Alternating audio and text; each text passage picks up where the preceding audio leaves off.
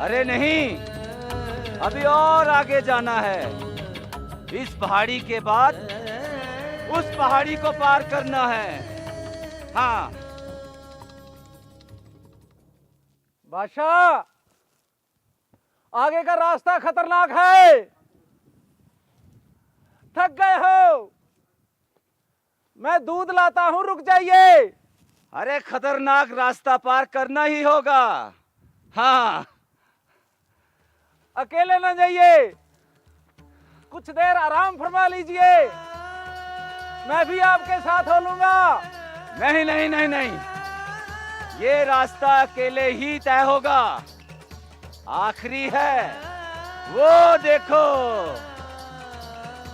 शाह साहब, आगे कोई रास्ता ही नहीं है, मुझे कोई रास्ता नहीं दिखता।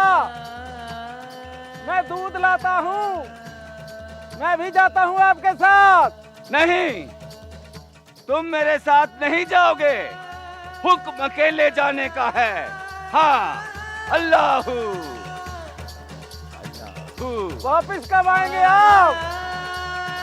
ये सफर वापिस आने का नहीं, आगे जाने का है। तुम दूध लाओ।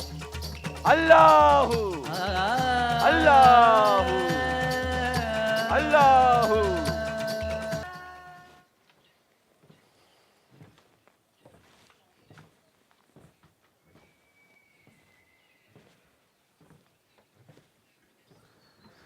अस्सलाम वालेकुम।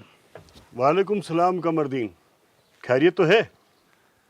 रात के वक्त मैंने पीर शाह को जंगल में जाते देखा। उन्होंने मुझे दूध लाने के लिए कहा था। मैं दूध लाया तो वो वहाँ थे ही नहीं। मैं पहाड़ी तक उनके पीछे गया, लेकिन वो जंगल में ही खो गए। मुझे उसके बाद कुछ भी दिखाई नहीं दिया अंधेरे के सिवा। ठीक है, अगर पुलिस की पूछताछ या तफ्तीश हुई तो तुम्हारा बयान काफ़ी है। कमरदीन, तुमने कुछ पैसा लिया था हमसे, 10 दिन के लिए कर्जा लिया था, अभी तक लौटाया नहीं। बस साहब, कुछ दिनों की और मोहलत चाहिए। अगले जुम्मे तक सारा हिसाब चुकता कर दूंगा। लौटाओगे ना? बिल्कुल जनाब। ठीक है, अब तुम जा सकते हो। अस्सलाम वालेकुम। वालेकुम।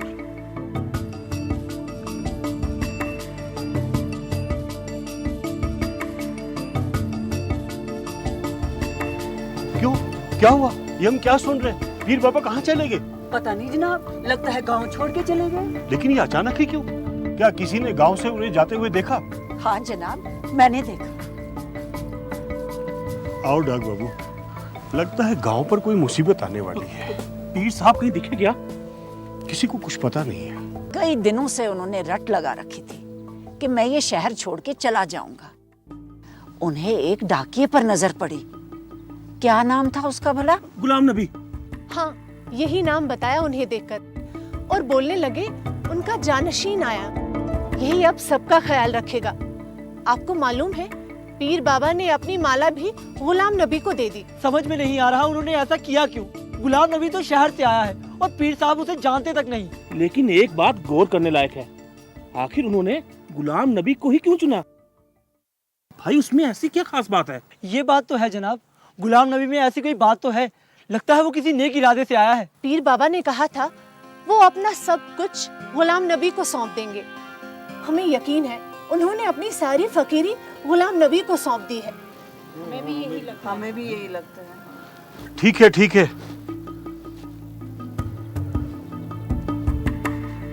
अगर आपको ये लगता है तो हम ये भी आजमाएंगे।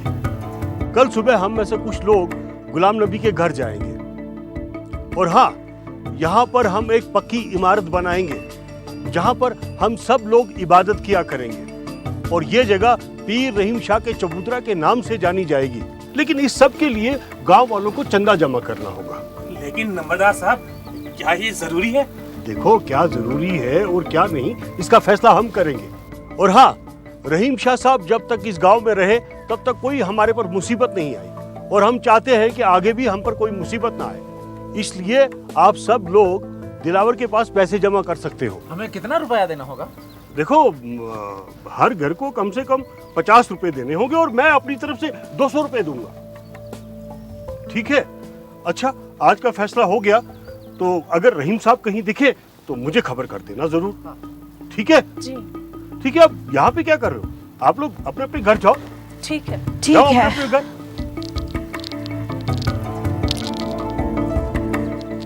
जनाब, ये काम तो सरकारी खर्च से भी हो सकता है, फिर गांव वालों से पैसे क्यों? अरे तुम तो बेवकूफ के बेवकूफ ही रहोगे। काम होगा सरकारी खर्चे से और बनेगी यहाँ पर राहगीरों के लिए मुसाफिर खाना। समझे? चल चल चल चल चल।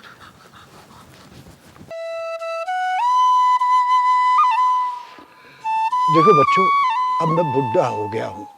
न जाने किस वक्त का इंतजार है, कौन सी जगह और कौन सा दिन नसीब होगा, कब मरना होगा। लेकिन क्या काका, कुछ तो बताओ। जो मैं तुम्हें करने के लिए कहूँगा तो मानोगे क्या? अरे कुछ बताओ तो सही। बच्चों, आज से बरसों पहले हमारे यहाँ बड़े जमींदार जागीरदार हुआ करते थे और उनके ऊपर हुआ करता था राजा महाराजा हुजूर। हाँ, और हमारे यहाँ से मागन और बड़े बड़े फनकार वहाँ लिया जाया करते, नजराना लेकर जाते थे। हाँ, और वहाँ से बख्शिश हासिल करते थे और उस बख्शिश से पूरे साल भर का खर्चा निकलता था। गाने बजाने के शौकीन थे? हाँ, क्या बात थी उनकी, बड़े जानकार थे वो। मकाम के, वक्त के, ये साज के, राग के, रागनियों के, हाँ, उनका मुकाबला ही नहीं था। और कभी कभी तलफुज में भी सुधार करते थे। उनकी क्या बात थी। काका, नजराना क्या लेके जाते थे? हाँ, कुछ भी। कभी कभी अंगूर की बड़ी बड़ी टोकरियां, सेबों के पिटारे, कागजी अखरोट और कभी कभी रंगीन ऊनी चादरें। हालांकि उनके पास इन चीजों की कोई कमी नहीं थी, लेकिन बानू का खुमार चढ़ता था। और सुनो, एक बार मैं भी राजा महाराजा के पास बड़े बुजुर्गों के साथ गया था। हाँ। तुम? मुझे यकीन नहीं आता। सच काका, तुमने क्या देखा वहाँ? वहां क्या देखा? जश्न। लेकिन कुछ याद नहीं आ रहा है कौन सा लुक-पत्थर किया था। हाँ हाँ, याद आ गया। क्या? हाँ, वो जश्न, बड़ा जश्न, ढोल, नगाड़े, वो दमाली नर्तक, राजा।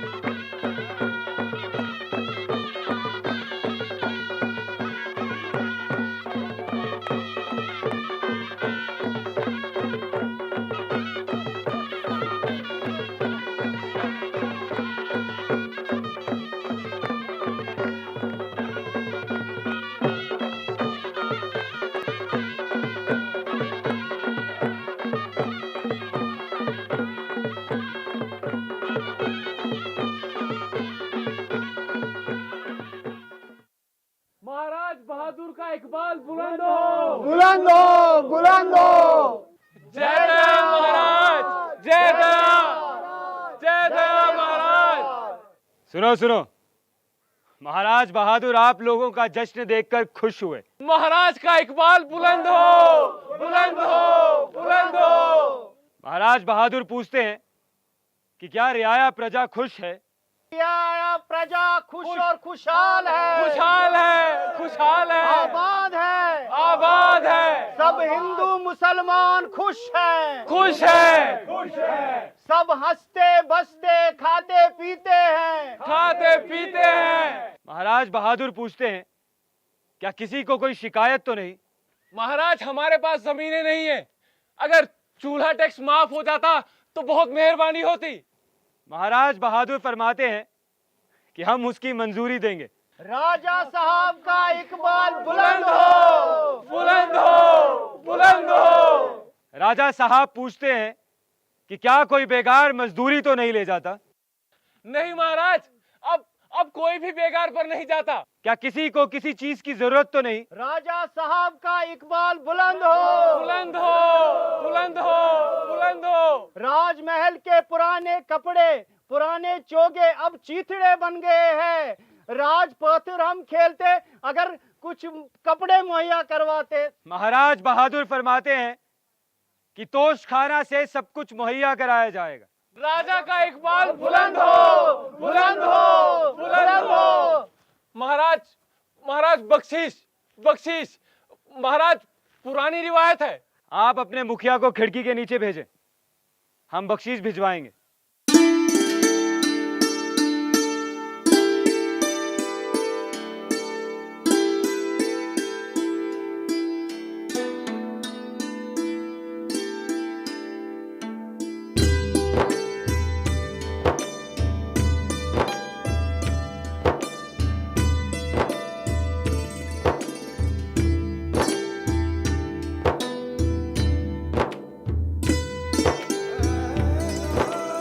महाराज का इकबाल बुलंद हो, बुलंद हो, बुलंद हो। महाराजा की जिंदगानी और जवानी हमेशा सदा बहार रहे। आमीन, आमीन, इस मुल्क का हर कोई शहर और गांव आबाद रहे। आमीन, आमीन, या खुदा हमारे मुल्क से गुर्बत दफा हो जाए। आमीन, आमीन, नागहानी आफतों से नजात दे। आमीन, आमीन, ज़िराअत में बरकत करे। आमीन, आमीन, हिंदू मुसलमान इकट्ठे रहे। आमीन, आमीन।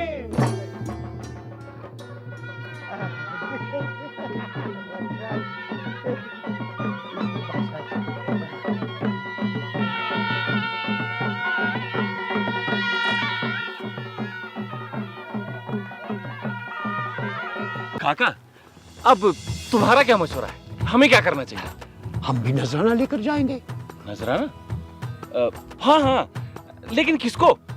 काक, अब तुम्हारे वो जमींदार जागीरदार और राजे महाराजे कहाँ रहे? हाँ? हाँ, तुम ठीक कहते हो।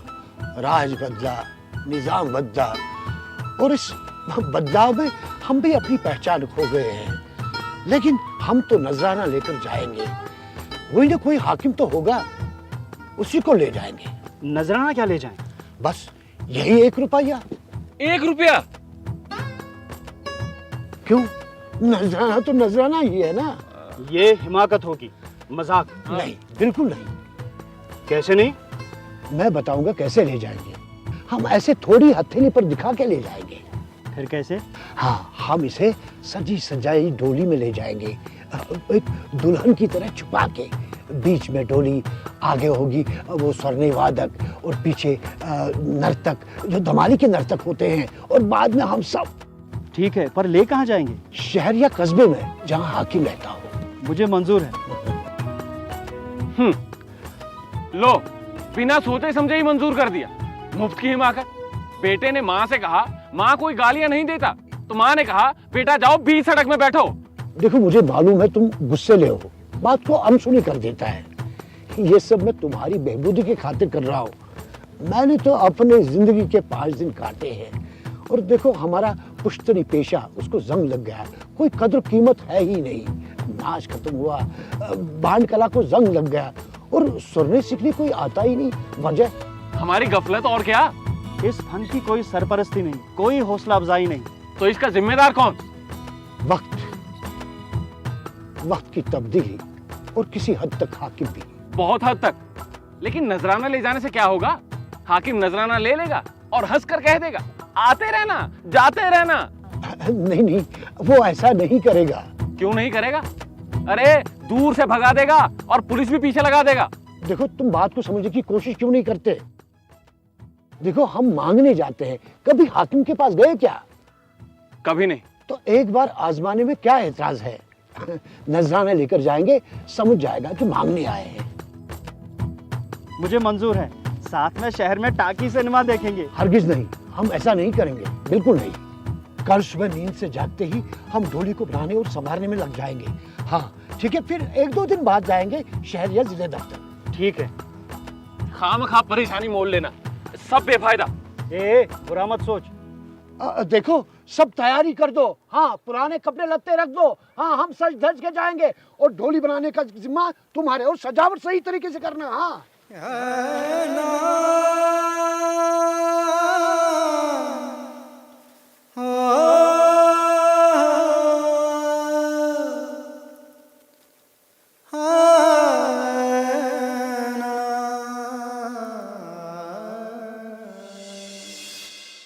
लिखना, हम सब खैरियत से हैं। तुम्हारा खत मिल गया, जानकर खुशी हुई कि तुम्हारी तरक्की हो गई है। खूब सारा प्यार मेरी तरफ से। बीबी, मैं अखबार छापने की मशीन नहीं हूँ, जरा आहिस्ता बुझता बोलिए। माफ कीजिएगा, वो क्या है ना, बेटे को लिखते थोड़ी हरारत आ ही जाती है। अच्छा अच्छा, बोलिए। अब कहाँ तक लिखा आपने? खैरियत तक। नहीं, उसके बाद क्या कहा था मैंने? पता होता तो लिख ना लेता। हाँ? अब बोलिए ना, इतने लोग बैठे, इनका भी तो काम है। हाँ हाँ हाँ, अब लिखो। लिखना, खुर्शीद तुम्हें बहुत याद करती है। अब आजकल मायके आई हुई है, कुछ दिन रहेगी, फिर इकबाल आ जाएगा लेने के लिए। अब गांव में एक डाकिया आया है, अब खत घर पर ही आकर दे जाता है। तुम्हारा खत भी आकर दे गया था। अब हमें प्रसाद काका की दुकान पर जाना नहीं पड़ेगा। अल्लाह के फजल से अब हमारी सारी तकलीफें दूर हो जाएंगी। बाकी खुदा से तुम्हारी उम्र दराज और तंदुरुस्ती के लिए दुआ करती हूँ। खूब दिल लगाकर काम करना, अगर हो सके ना तो इस बार ईद हमारे साथ आकर मनाना बेटा। अल्लाह तुम्हें रहमत और तरक्की से नवाजे। ढेर सारा प्यार अम्मी और खुर्शीद की तरफ से, इकबाल की तरफ से भी। बस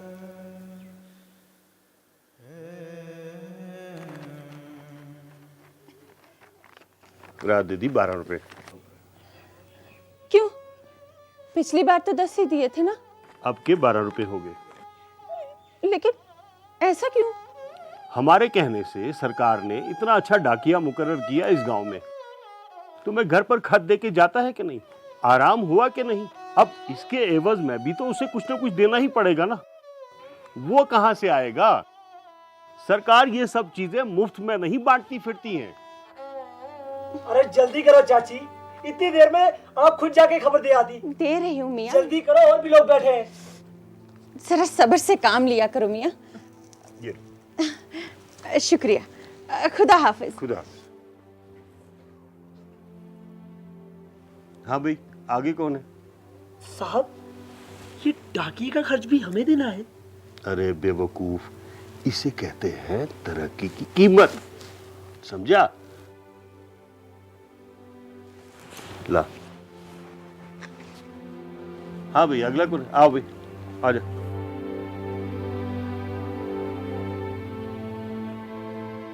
बोलो।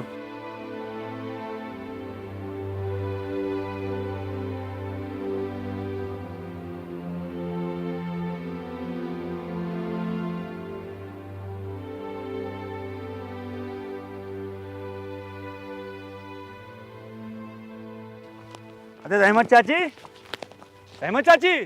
अरे कैसे हो बेटा? मैं ठीक हूँ। कहाँ जा रही हो आप? प्रसाद काका की दुकान तक। ये खत देने जाना है उनको, रमजान के नाम का। अरे मैंने आपको बताया नहीं था उस दिन, आपको कहीं नहीं जाना है खत के लिए। नहीं, ये तो मैं देने जा रही हूँ ना, रमजान की चिट्ठी का जवाब है। हाँ तो उसके लिए भी नहीं जाना है। लाइए मैं पहुँचा देता हूँ, लाइए। सच? अल्लाह तुम्हें बरकत दे बेटा। जवाब किसने लिखा है? नंबरदार ने। बड़ा नेक काम किया उन्होंने। नेक काम तो तब होता ना, खैर खैरात होती तो। कुछ कहा आपने? कुछ नहीं बेटा। अच्छा मुझे देर हो रही है, तो खुदा हाफिज। अच्छा मैं भी चलता हूँ, खुदा हाफिज। चच्ची, ये इकबाल भाई कब आ रहे हैं? जुमेरात को। अच्छा बेटा, खुदा हाफिज चच्ची। खुदा हाफिज।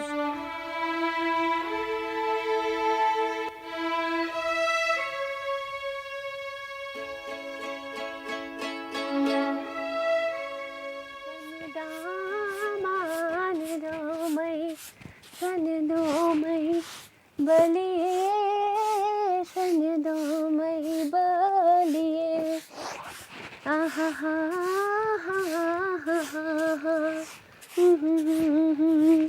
बलिए सन दो मई बलिए।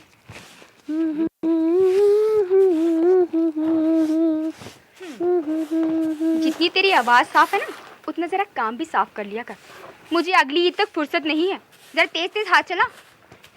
आपा, अगली ईद को अभी 1.5 महीना बचा है, तब तक हो जाएगा।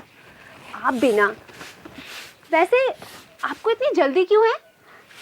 वो 2-4 रोज़ में वो आ रहे हैं ना, इसलिए। वो मतलब कौन? रमजान भाई? अरे मैं अपने भाई को वो थोड़ी ना बोलूँगी। ओहो, तो आप इकबाल भाई की बात कर रही है ना? मैं भी ना बहुत ही बेवकूफ हूँ। सर्दी की दाल की तरह देर से पकती हूँ। और आपके कपड़ों को देख के भी नहीं। क्या आपा, मैं भी। चल चल अपने काम में ध्यान दे।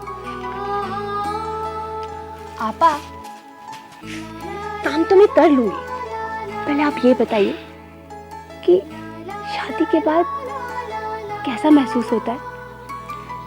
बहुत बोलने लगी है, कैसे बेहुदा सवाल पूछ रही है। चल काम कर अपना।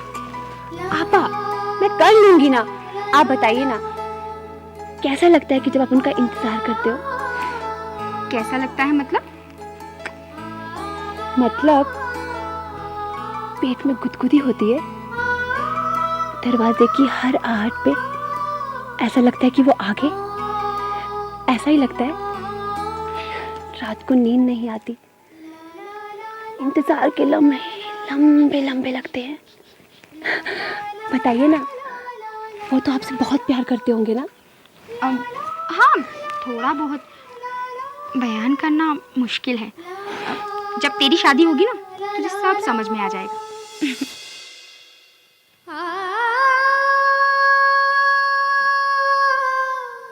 मेरी शादी थोड़ी ना होगी।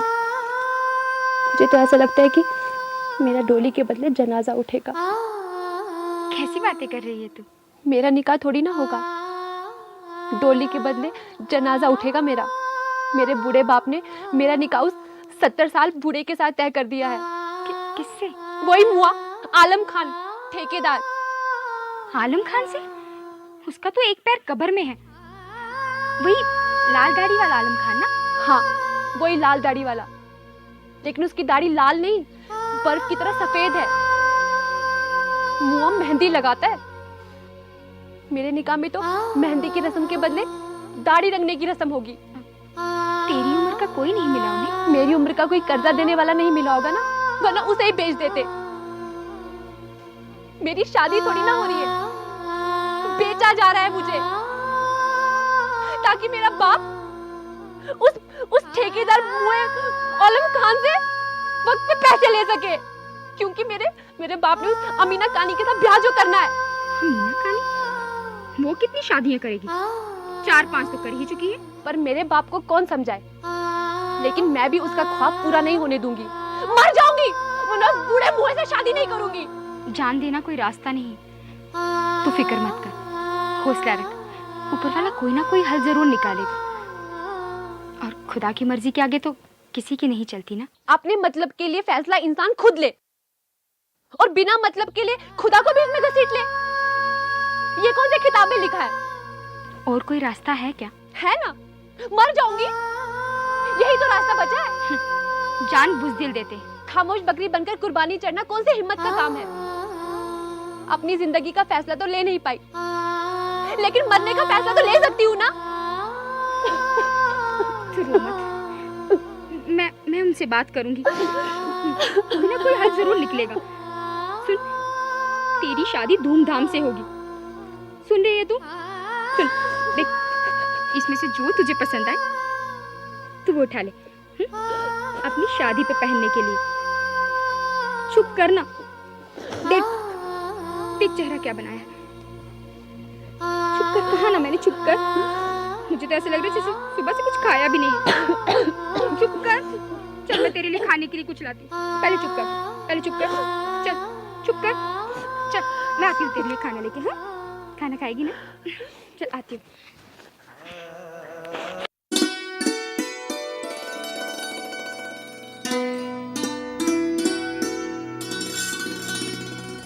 पंडित जी नमस्कार।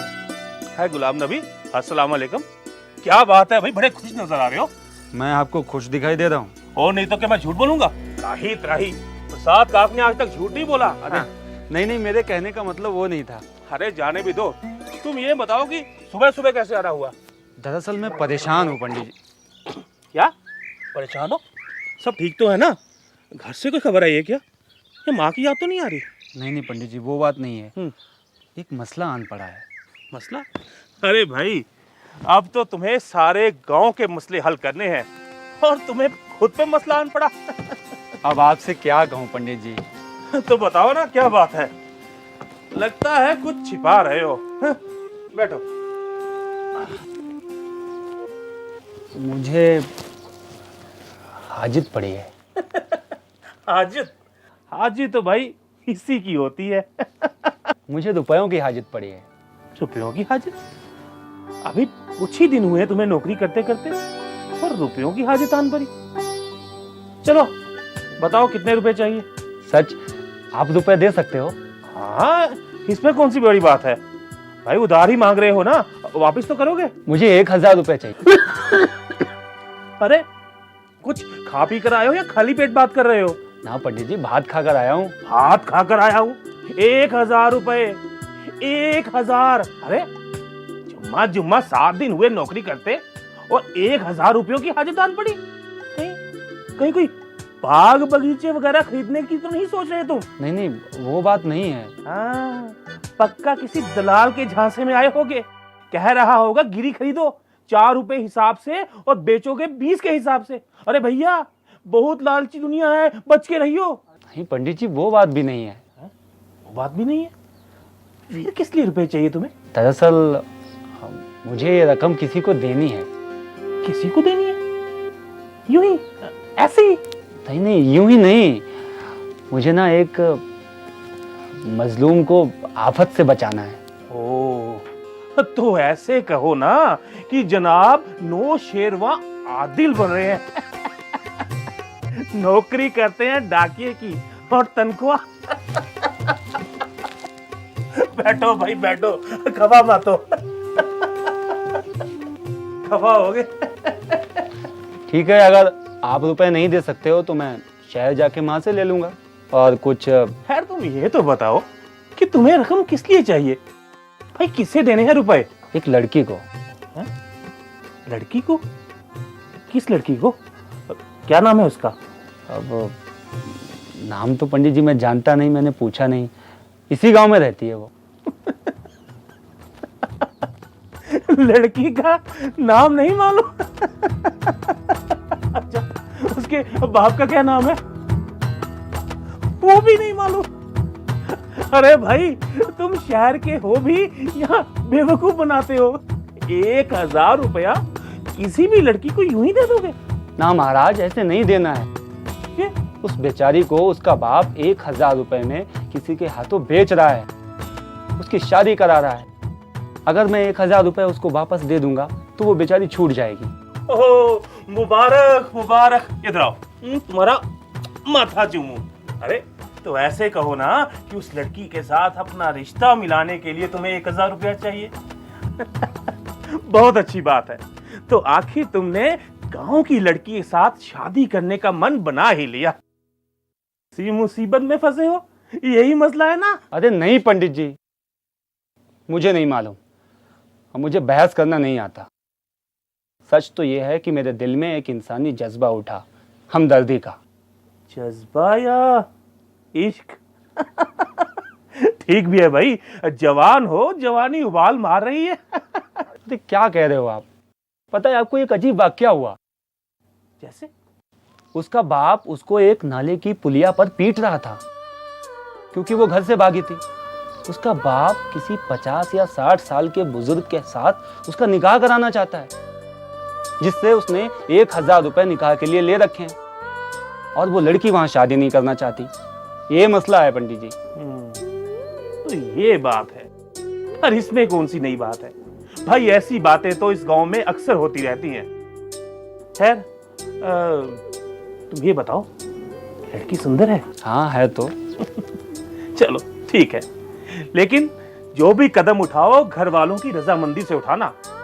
छुट्टी के दिन घर जाओ और उनसे अच्छी तरह से पूछ लो। 1000 रुपया तुम्हें मैं दे दूंगा, लेकिन ये रकम तुम्हें उस देहाती को पंचायत में सब आदमियों के और सब पंचों के सामने ही देनी है, समझे? आप सच कह रहे हो? मैं अपनी तरफ से आपकी एक एक पाई चुका दूंगा पंडित जी। अरे खरी की बात है। ठीक है, अब मैं चलता हूँ।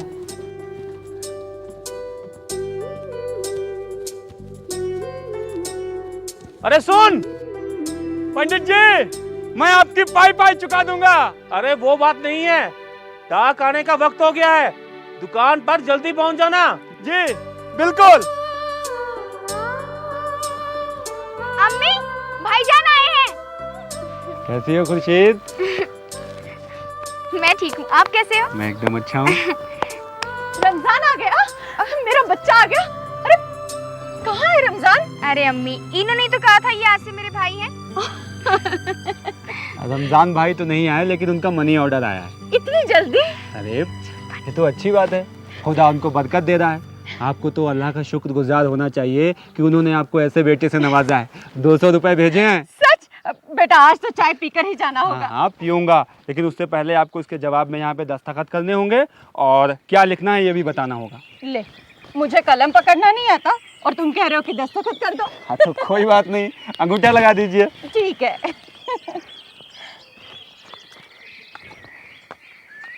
सच अल्लाह की ही बरकत है।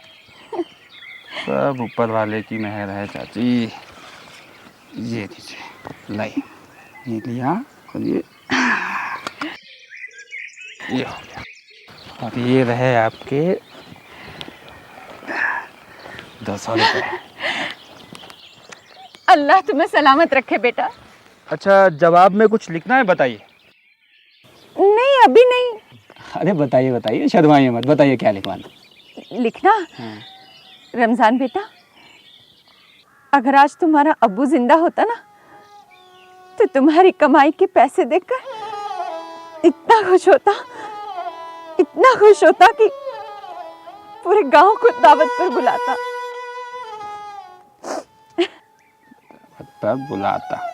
अम्मी और खुर्शीद की तरफ से ढेर सारा प्यार। ये हो गया बहुत सारा प्यार। और ये तो लिखा ही नहीं कि शादी कब करेंगे।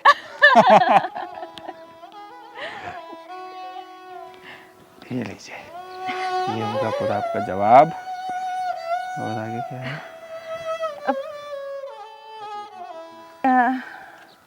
ये लो बेटा, 12 रुपए तुम्हारे खत लिखने की फीस। नंबरदार साहब से चिट्ठी लिखवाते ना तो उनको भी इतना ही देते हैं। पहले 10 लेते थे, पर अब उन्होंने फीस बढ़ा दी है। क्या? खत लिखने की फीस लेते हैं? हाँ। नहीं चाची, खत लिखने की कोई फीस देने की जरूरत नहीं है आपको कहीं भी। अरे पर नहीं, ये तो मेरा फर्ज है चाची। अब फर्ज अदा करने के पैसे कैसे ले सकता हूँ मैं? अल्लाह तुम्हें सलामत रखे बेटा। जरूरत के खर्चे पूरा करते ही कमर टूट जाती है, फिर ये ऊपरी खर्च कैसे बर्दाश्त करें हम? चाची, अगर आपने खुर्शीद बहन को पढ़ाया होता तो आज ये नौबत नहीं आती। आगे से आपके ख़त का जवाब और लिखना सब मेरी जिम्मेदारी, ठीक है? लेकिन मेरी एक शर्त है, आपको खुर्शीद को स्कूल भेजना पड़ेगा। अरे इस उम्र में, वो भी शादी के बाद? लड़की है, भला पढ़ लिख कर क्या करेगी? चाची, स्कूल जाने की कोई उम्र या ज़ात नहीं होती। सोचिए, खुर्शीद बहन अगर आज पढ़ी लिखी होती तो आपको ख़त का जवाब देने के लिए ना तो चप्पल घिसती और ना आपकी जेब। रमज़ान भाई की 9 जमात पर आपको इतना फ़ख्र है। सोचिए, जब खुर्शीद पढ़ लिख जाएगी तो कितना आपको फ़ख्र होगा। दुनिया के काम तौर तरीके सब समझने लगेगी, परेशानियां कम होंगी, वो अलग। बेटा, बात तो तुम सही कह रहे हो, पर इस बात का फैसला तो खुर्शीद और इसके ससुराल वाले ही कर सकते हैं ना। अब ऐसा करो, इकबाल आए ना तो उससे बात कर लेना, क्योंकि खुर्शीद की आगे की जिंदगी का फैसला तो वही कर सकता है ना बेटा।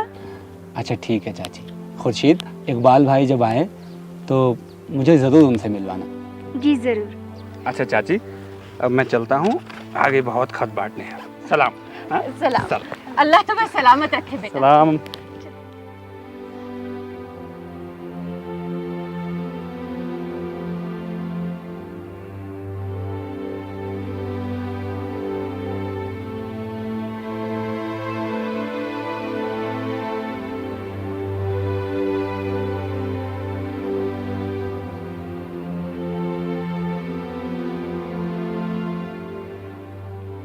मास्टर जी, हाँ, खलल तो नहीं डालना हमें?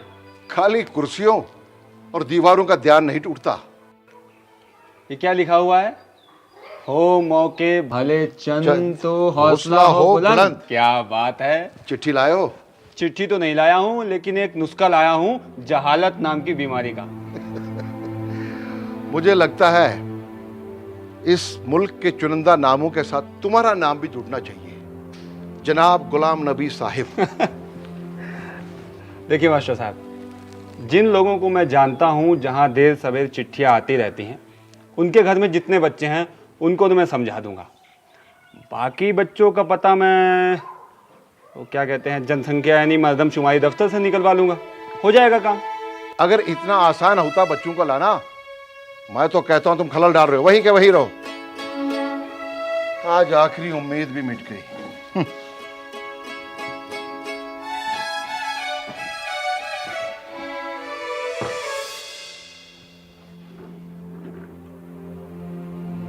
मास्टर जी,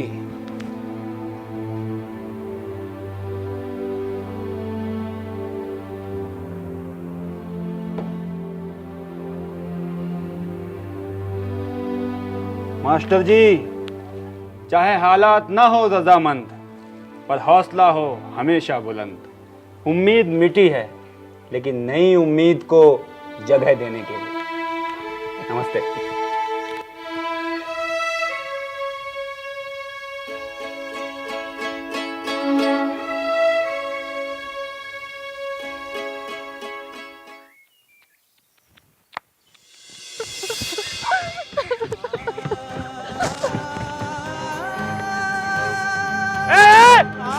क्या कर रही हो? क्या कर रही हो? छोड़ो मुझे, मार जाने दो। मार जाने दो मुझे। ये गलत है, ये गुनाह है ये। छोड़ो। पारो मैंने कहा, गलत है ये, गुनाह है। और वो बदजात जो कर रहा है वो पाक है? कौन? मेरा नामुराद बाप उस ठेकेदार के साथ निकाह तय कर रहा है मेरा। मेरे इतने समझाने के बाद भी वो जबरदस्ती कर रहा है। बेहयाओं को खुदा के खौफ से डर नहीं लगता, तो तुम कौन सी खेत की मूली हो? मेरे रास्ते में मत आओ, मर जाने दो मुझे। मैं कह रही हूँ मर जाने दो मुझे। मैं कह रहा हूँ गलत है ये, गुनाह है। मर जाने दो मुझे। अरे मुझे समझ में नहीं, मार दूंगा मैं। मारो मार। समझ में नहीं आता, एक बार में दिमाग खराब है तुम्हारा। पुलिस में जाओ, पंचायत के पास जाओ। वो किसके लिए बने? पुलिस की तनख्वाह सरकार से नहीं, उस ठेकेदार से आती है। और पंचायत कभी भी मेरे हक में फैसला नहीं लेगी। 1000 रुपया गिरवी रख के मेरे बाप ने उस ठेकेदार के पास रखा है, नहीं दे पाए तो सीना ठोक कर जीत जाएगा वो ठेकेदार। मैं कह रही हूँ मुझे मर जाने दो तुम बस। तो मैं कह रहा बाहर आओ। मुझे मर जाने। मैं तुम्हें ये करने की इजाजत नहीं दूंगा। बाहर आओ। अच्छा तो निकाह कर लो मेरे से, हाँ? या फिर 1000 रुपया उस ठेकेदार को दे दो। शहर से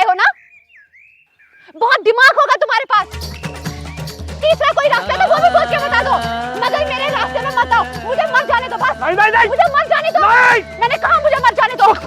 मुक्ता मान जाओ, मेरी बात मानो। मुक्ता, मैं कहता हूँ बाहर आओ, बाहर आओ।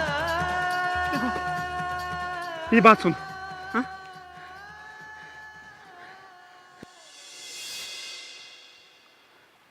ठीक है, मैं वादा करता हूँ तुम्हारी मर्जी के बगैर उस बुढ़े ठेकेदार से तुम्हारा निकाह नहीं होगा। मैं कहीं से भी तुम्हारे लिए 1000 रुपए का इंतजाम करूंगा, लेकिन तब तक तुम भी कोई गलत कदम नहीं उठाओगे। तुम क्यों आ रहे हो मेरे रास्ते में? मर जाने दो मुझे। इतनी जल्दी अगर जिंदगी से हार मान लोगी तो ऐसे कैसे काम चलेगा? मैं कहीं से भी तुम्हारे लिए 1000 रुपए का इंतजाम करूंगा। चलो अब घर जाओ।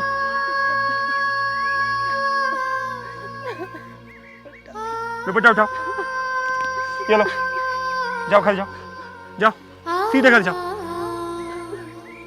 जाओ।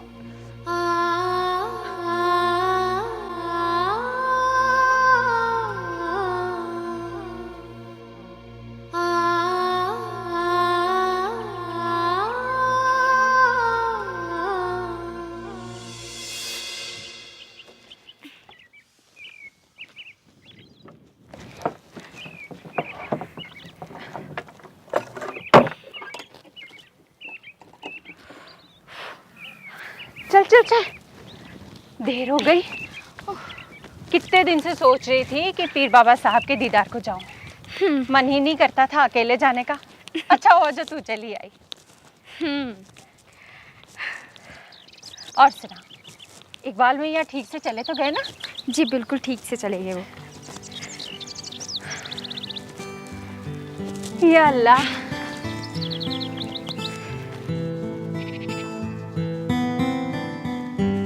अस्सलाम वालेकुम रहमत दीदी। वालेकुम सलाम। अरे खुर्शीदा, कैसी हो?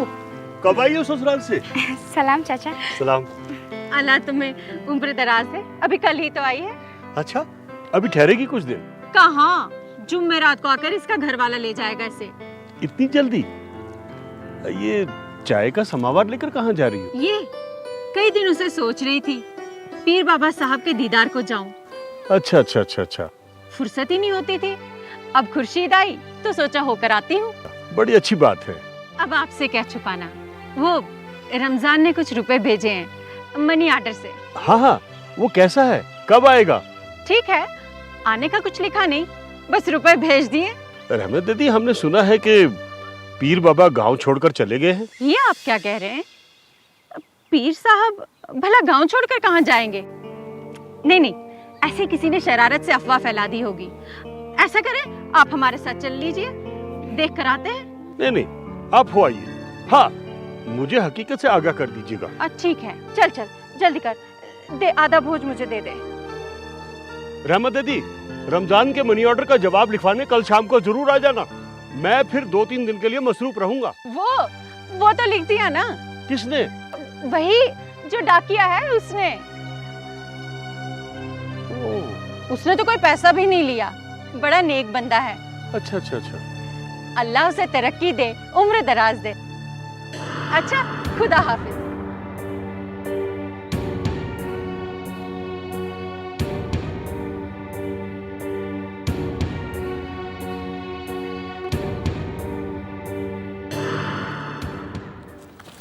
पंडित जी, अगर हम लोगों ने उसकी मदद नहीं की ना तो वो खुदकुशी कर लेगी बेचारी। ये तो बड़ा ही अनर्थ हो जाएगा। 1000 रुपए देकर ही उसकी आज़ादी खरीद सकते हैं। लेकिन उस कमीने ठेकेदार का क्या भरोसा कि रुपए लेने के बाद भी वो अपनी बात से मुकरेगा नहीं? अरे ऐसे कैसे मुकर जाएगा? भरी पंचायत में गवाहों के सामने देंगे ना पैसे।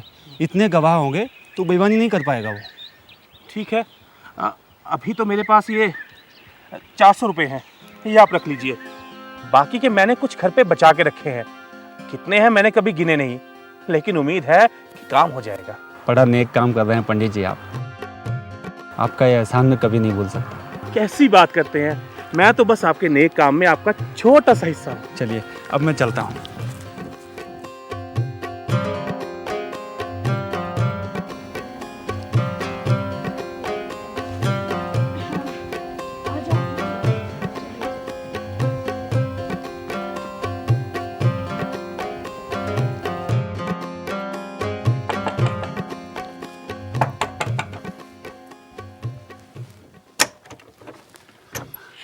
अस्सलाम वालेकुम। वालेकुम अस्सलाम।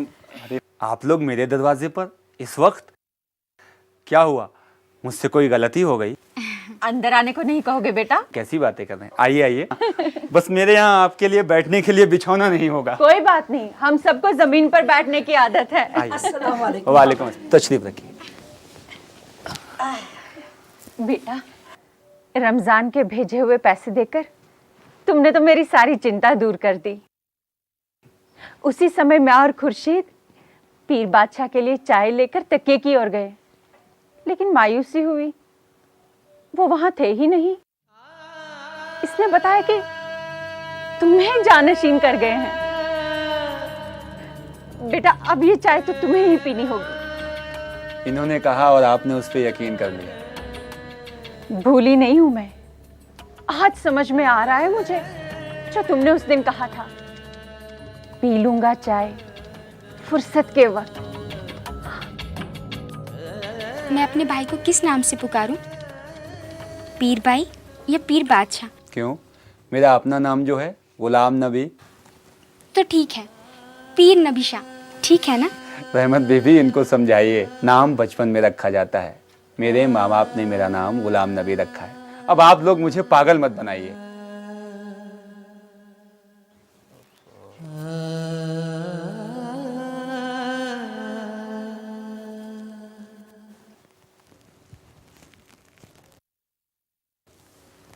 आदमी को समझने में आदमी ही गलती करता है। हमसे भी कोई गलती हुई हो तो मुझे माफ करना भाई। प्रसाद काक, आप भी पीर फकीर साधु संतों को मानने वालों में से हैं? हाँ भाई, पापी जन है, मानना पड़ता है। हम ठहरे सीधे साधे गृहस्थ आदमी, अब हमारे पास वो नजर कहाँ जो पीर शाह के पास है। अगर होती तो पहले ही पहचान लेते। पीर बादशाह रहीम शाह दिन भर कहते रहे, वो आएगा जिसका इंतजार है। जैसे ही इधर से गुजरे, पहचान गए अपने जानशीन को।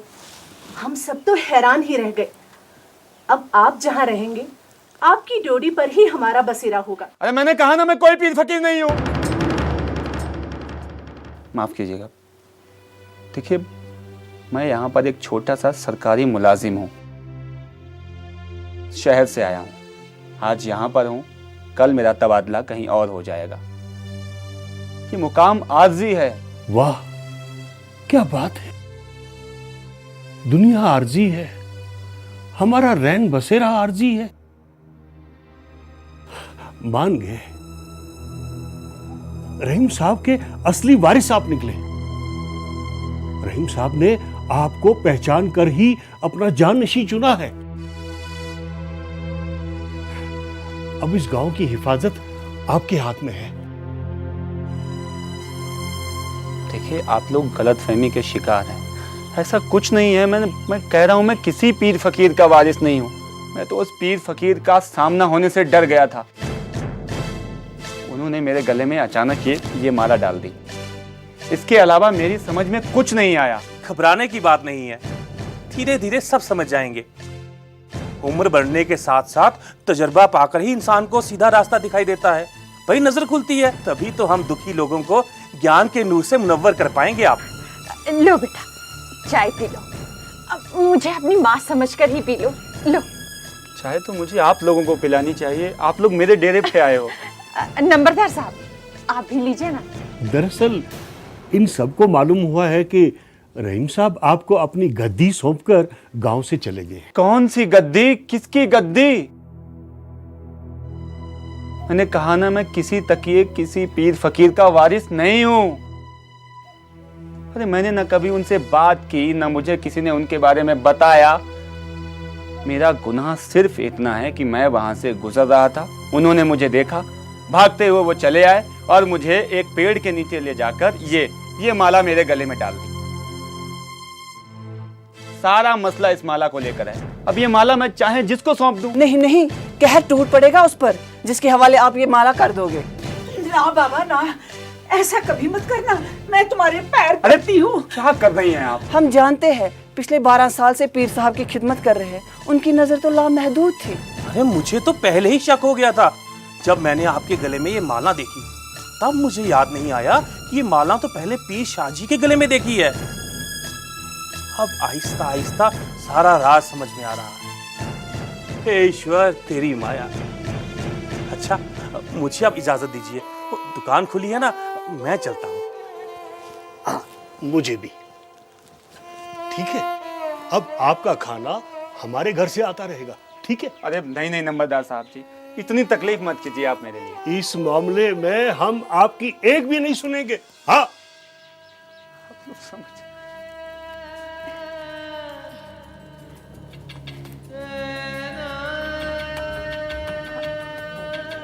अच्छा बेटा, अब हमें भी इजाजत दो, हमें भी चलना चाहिए।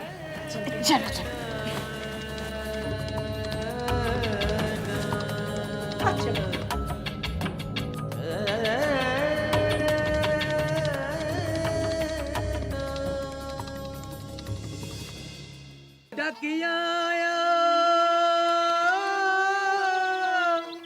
हमारे